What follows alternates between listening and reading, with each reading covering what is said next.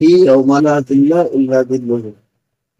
الإمام العادل وشاب النسى في عبادة ربه ورجل قلبه معلق في المساجد ورجلان تحقا في الله اجتمعا عليه وتفرقا عليه ورجل ذات منصب وجمال قال إني أخاف الله ورجل تصدق إخفاء حتى لا تعلم شماله ما أنفق يمينه ورجل ذكر الله خاليا.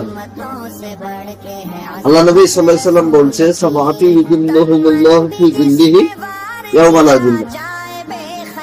সাত ধরনের মানুষ, তারা আল্লাহ পাক তাবারক ওয়া তাআলার আরশের ছায়ায় থাকবে। যেই দিন আল্লাহ তাআলার ছায়া ছাড়া কোনো ছায়া থাকবে, সেই ব্যক্তিগুলো কারা হবে?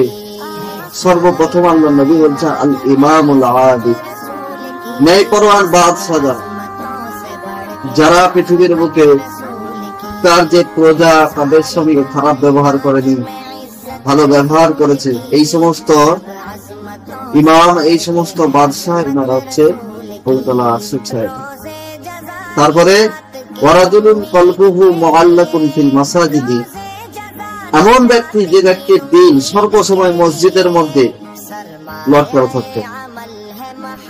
এর আগেরটা ছেড়ে গেল ওয়াসাবুন নাসা ফি ইবাদাতি রাব্বিহি, বলছে এমন নওজোয়ান যার জীবনটা শুধুমাত্র আল্লাহ তাআলার জিকির, আল্লাহ তাআলার হুকুম, আল্লাহ তাআলার আহকামের প্রতি বিলীন করে দিয়েছে, তারা হচ্ছে তালিবুল ইলম। ঠিক কিনা বলো? এই তালিবুল ইলমদের জন্য বলছে যে এদের জন্য আরশের ছায়া থাকবে। আর যাদের দিনটা মসজিদের মধ্যে মুতাআদ্দি হয়ে থাকে তারা।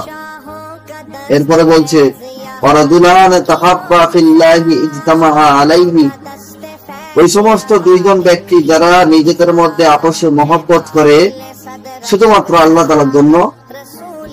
আর ওয়াতাফাররাকা আলাইহি, যদি তারা নিজেরা একে অপরের থেকে জুদাও হয়ে যায়, সেটাও আল্লাহ তাআলার জন্য, ওই ব্যক্তি আল্লাহ তাআলা আরশের ছায়া পাবে।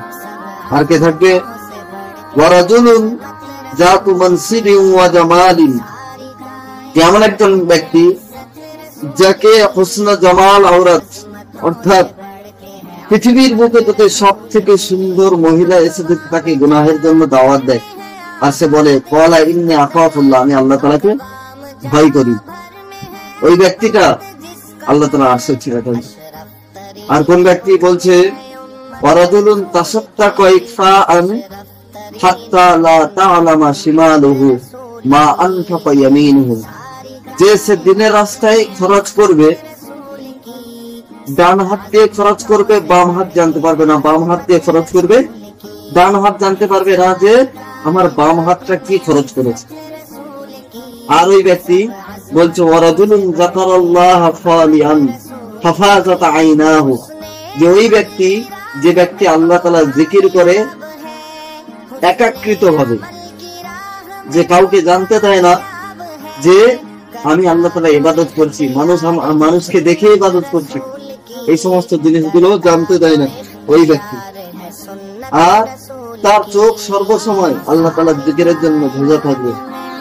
আল্লাহ তাআলা বলছে এই সাতজন ব্যক্তি যার কথা বললাম, আল্লাহ নবী বলছে এই সাতজন ব্যক্তি ছাড়া আরশের ছায়া কেউ পাবে না। তো ভাই, বলার উদ্দেশ্য আল্লাহ পাক তাবারক ওয়া তাআলা তিনি আমাদের সকলকে আল্লাহ তাআলা আরশের ছায়া হাসিল করার তৌফিক দান করুন। আমিন। ওয়া আখিরু দাওয়ানা আলহামদুলিল্লাহি রাব্বিল আলামিন।